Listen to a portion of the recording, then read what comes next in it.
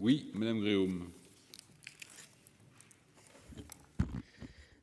Monsieur le président, monsieur le ministre, mes chers collègues, nous pouvons nous demander, au moment de voter sur cet article 6, si la question de l'approche systématique du sujet qu'il a ouvert, celui des effets de seuil, ne vient pas contrebattre l'ensemble des arguments plaidant pour son adoption.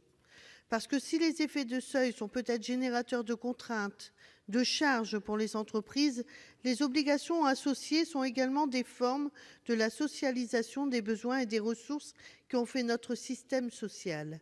Par exemple, les entreprises qui augmentent leur effectif au-delà de 20 salariés doivent s'acquitter d'une participation à l'effort de construction. Ce que l'on a nommé ensuite le 1% a constitué l'une des réponses collectives à la crise du logement qui avait trouvé, il y a 65 ans, au cœur de l'hiver 1954, quelques formes particulières brutales. C'est le 1% qui a permis la réalisation de la plupart des 4 millions de logements sociaux dans notre pays, réponse aux besoins collectifs particulièrement prégnants en ces domaines. Et dire cela, c'est se rappeler que la contrainte imposée aux entreprises en a fait marcher beaucoup d'autres, qu'elle a généré de l'emploi, qu'elle a facilité l'innovation technique et architecturale. Nous pouvons effectivement assécher la ressource et décider en toute conscience de laisser les mal logés et les sans-abri aux prises avec l'état actuel du marché, dérégulé depuis plus de 30 ans.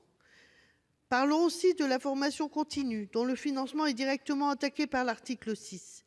Il est vrai que dans un monde changeant, où l'on est appelé, à en croire certains, à exercer 2, 3 ou plus métiers différents dans sa vie professionnelle, la diminution du financement des entreprises ne sera pas sans conséquence pour les salariés. Cet article 6 est particulièrement régressif pour les droits des salariés au nom de la complexité des règles administratives.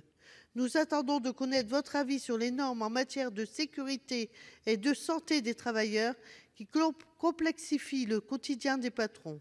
Peut-être faudrait-il songer à les simplifier, elles aussi, et tant pis si cela entraînera inévitablement une augmentation des accidents de travail, qui concernent aujourd'hui plus d'un quart des salariés, selon une étude de l'INSEE parue en novembre dernier.